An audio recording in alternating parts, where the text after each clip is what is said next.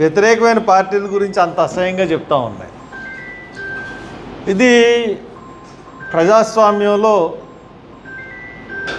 పత్రికల విలువలు దిగజార్చే, అంటే మీడియా విలువ దిగజార్చేటట్టుగా కనబడుతూ ఉంది. ఒకటి నేను చెప్పదలుచుకున్నాను, ఎవరు వచ్చినా ఎలక్షన్స్లో కొత్త సీసాలో పాత నీరే. ఎందువల్లంటే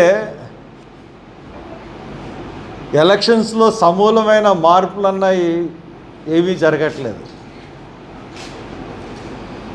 మద్యం, డబ్బులు,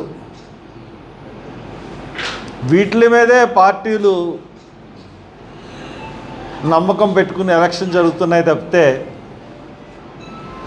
ఏ సభకి ఎంతమంది వచ్చినా